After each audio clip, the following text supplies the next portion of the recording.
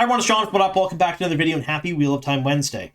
So over the last couple of weeks, I've probably received dozens of DMs, tags on social media, and emails asking me are we getting a fourth season and beyond. And every single one of them always like, I won't tell anyone. Just tell me what you know. I'm here to tell you that this video is not going to answer that question, folks. That's not why we're here. We're not here to say yes, we're getting fourth season and beyond, or no, we're not. We're not answering that question. Tried to word the title and the description to be as little clickbait as possible. I don't want to get that out there out front. What this video will have is an information from one of my sources that they feel is important for the fandom to know. So we're going to talk about that and a few other things in the video today as well. So if you love the Wheel of Time as much as I do, if you like the third season, if you're excited about the Wheel of Time, or if you just want to keep up on all of the Wheel of Time news, and trust me folks, for the next couple months there's going to be a lot of it, consider making us your home for Wheel of Time news. Subscribe to the channel, like the video, and of course tell all your friends. Again, we're not answering the question if we're getting a fourth season or beyond, and this will not be my big video on metrics and views and all the other stuff and things that most of my sources have given me that I'm going to release. In fact, a lot of this stuff we're not going to release till after the end of the third season. So my plan is right now is after episode 8 airs, JordanCon is the following weekend. I'll be at JordanCon. After JordanCon is done, I'll be back home, and then I plan on making that video. I can relate some of the things my sources have told me, because they basically told me to wait till then. I can talk about metrics. Maybe we'll have more or a better picture, like maybe a more complete picture of what's going on. And we'll talk about contracts. We'll talk about a number of different things then. But right now, having that video right now in the middle of the season, we can't really do that because we have woefully incomplete information.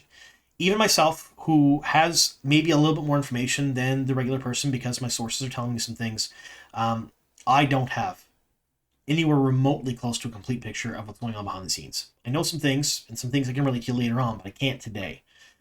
But one of my sources did reach out to me yesterday, and they had a concern that they felt should be shared with the fandom. And this person has been a very, very good source for a very long time, and their heart's totally in the right place. And because of that, I definitely want to talk about what they said. So right now, there are a ton of wild ideas out there on what people can do to renew the show. We know Wheel of Time fans are passionate. Whether you love the show or you hate it, and there are people on both ends of the spectrum, passion is the one thing that everyone has in common. And passionate people tend to do things on a whim. There's not usually a whole lot of thought behind it. Sometimes it's a bunch of emotion, and sometimes it's not necessarily a constructive thing to do. So right now, there are ideas out there and what you can do to help renew the show. And a lot of them are low cost, low effort ideas. And those are the best kind of ideas for the average person. So watching the show on repeat, if you already have a Prime account, that's a low effort thing you can do. Telling your friends and family who have Prime that they should watch The Wheel of Time in its entirety and not stop after one episode, that's a low effort thing that people can do. If you don't have a Prime account and you're interested about the show, get a Prime account. Watch the show in its entirety. Watch the whole third season. That's a low effort thing you can do. There are a ton of things out there that are great. So views, obviously, completion rates, obviously, those are things that Amazon looks at. One of the ideas that's floating out there right now that my source saw and then related to me was that there is an idea that if you go to Amazon Prime, either Amazon.com or Amazon.ca, and you order Wheel of Time books, whether it be a complete set of the books or individual books, that it will somehow help the show be renewed. And their concern is that there are people out there that maybe don't have the money to do this, that are passionate about the show, that are dropping money on books that they really don't have the money for in order to help the show. What they wanted me to relate to you folks was a couple of things. First thing is it won't help the show at all. It really won't. There's the idea that Amazon will think Wheel of Time is a more billable product because they're selling more books through their website, and that they'll renew the show. That is not going to happen. That is not a thing. So it's two completely different arms of the company, and they don't really talk like that, they said. Now, that isn't to say you shouldn't buy Wheel of Time books. 100% not. Like, you totally should buy Wheel of Time books if you want to read the Wheel of Time, or if you like collecting the Wheel of Time books. Like myself, I have a lot of different copies of the Wheel of Time books. I have Juniper books back here. You can see them here behind me. Beautiful, beautiful set from Juniper Books. My wife got them for my 40th birthday. Gorgeous set of books. I love them. I have here the box sets from Chapters. I have here a bunch of first editions that I've been collecting and trying to get a hold of. I have my old first editions, both hardcover and paperback, that I've read till they fell apart. I have another set of paperbacks in the house. I have ebooks. I have so many different sets of the Wheel of Time because I enjoy collecting them and I enjoy having them. I didn't buy any of them because I thought it would help the show. I bought them because I want them, because they're Wheel of Time stuff and I love the Wheel of Time. So, if you're going to buy Wheel of Time books, buy them for the right reason. Buy them because you want to read the series. Buy them because you want to collect them. Buy them because you love them. Don't buy them because you think it's going to help the show. Because it won't. It's not going to. What will help the show are a lot of the low effort and low cost ideas out there right now that people have been floating. Watching the show on repeat. Watching the full seasons on repeat. Telling your friends and family who already have a Prime account to watch The Wheel of Time if they haven't already, and watch it in its entirety. Views and completion rates are very important to both Sony and Amazon. If you don't have a Prime account and you're interested in The Wheel of Time, get a Prime account. Even for 1 month. Pick up the Prime account for the month of April and watch the entirety of the third season. If you're done with that and you don't want Prime anymore, cancel it afterwards. In fact, my source did say that one of the best metrics that they look at are new subscribers and what they view. So if you open up a brand new Prime account and you watch The Wheel of Time and only The Wheel of Time, that tells Prime that you joined for The Wheel of Time. And that's an incredibly attractive metric to them. They did say that if 20,000 people decided tomorrow to open up Prime accounts and just watch The Wheel of Time and nothing else, there would be no question that we'd probably get a season 4 and beyond. Because it would prove that you're getting new customers and subscribers because of The Wheel of Time. Now, I'm not saying that if you have a Wheel of Time, you have a Prime account right now to open a second or a third or a fourth account. What I am saying is if you like the show, if you enjoy the show, if you don't have Prime, get Prime. And then watch The Wheel of Time. And when you're done watching the third season, if you don't want Prime anymore, cancel it, get rid of it. It's $15 a month or whatever it is. It's far cheaper than buying a full box set of the books. If you think you're going to support the show.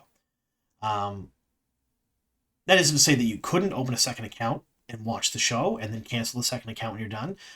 That is something you could do, but again, that's a cost effort, and in today's economy, with the way things are going, people don't have a lot of disposable income. So it's one of those things, like, what can we do to help the show? You want to look for low cost, low effort things. The other thing is, Wheel of Time is a highly pirated show. It just is. There's a ton of people out there downloading torrents of the Wheel of Time. If you truly like the show, support the show. Don't pirate it. Don't torrent it. Get a Prime account. Watch the show. If you don't want to support Amazon, if you don't want to support Prime, if you don't want to support things that are going on for whatever reason, that's totally fine. But if you love the Wheel of Time and you want to watch the show, watch it the right way, and then get rid of your account. That's the best advice I can give you if you want to see more of the show. I'll give you an example of a highly pirated show that was insanely popular. It did very, very well, but the actual viewing numbers didn't do well. And that's Ash vs. Evil Dead. So Ash vs. Evil Dead, if you're unaware, was a show on Starz, and it was an amazing show. It really was, especially for people who are fans of the Evil Dead series. It was wild. It was a dream come true to those of us that really love the series. Not many people picked up Starz, though, to watch the show. What people did is they downloaded the show and then they watched it. And in doing so, yes, it got a huge following. It got a huge viewership. But Starz didn't make any money off of it. And they didn't make any money off it, so they thought the show wasn't popular. So they canceled it.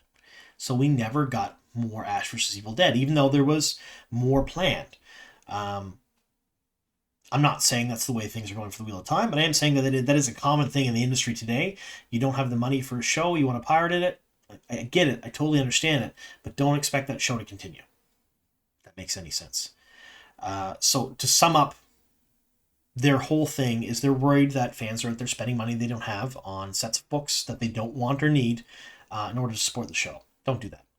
If you want the books, because you want the books, please buy them. You should read the Wheel of Time books. I think everyone should. If you want a second set of books or a third set of books because you collect them and you think the covers are nice or the art's nice or they smell nice, all those things above are reasons I buy books. Do that. But don't buy them because you think it's going to help the show. The only thing that's really going to help the show are views, repeat views, and new accounts that watch the Wheel of Time first. That's a huge one, folks. So if you're watching the Wheel of Time right now and you happen to not have a Prime account, maybe get a Prime account and watch it there. That's the biggest thing we can talk about. Now, are we getting a fourth season or beyond? We really don't know, folks. We don't know just yet. There's a lot of moving parts behind the scenes, but I want to touch on one other thing before we end the video. And this is something I will totally expand upon in my possible season 4 video that will happen after JordanCon. Prime isn't the only people that everyone should be worried about. Sony is also a huge deal when it comes to the Wheel of Time. So essentially how it works is Sony had the contract initially, and then they contracted Amazon. So the people who own the rights to the Wheel of Time went to Sony. Sony cut a deal with them. Then Sony went to Amazon. Sony cut a deal with Amazon. There's a lot of moving parts to that deal. There's a lot of extra overhead because you have two companies involved. There's a lot of duplicate positions. There's a lot of everything on the go between the two companies. And streaming services right now, especially in today's climate and market, they're not doing great as far as money goes, and they're being mishandled by a lot of different people, and they're overpaying for a ton of stuff. We just recently see that an executive over at Amazon has left the company. We can only speculate as to why, but they were in amongst one of the people that enjoy the Wheel of Time over there. It's one of those things, folks. The entertainment industry is incredibly fickle, and they're not just one person making these decisions. It's groups of people, and a lot of times these groups of people are not fans. They, in a lot of cases, know nothing about the properties and don't care about the properties. They just care about money. Their business. That's, of course, they care about money, and they care about legacy. Those are two things they care about.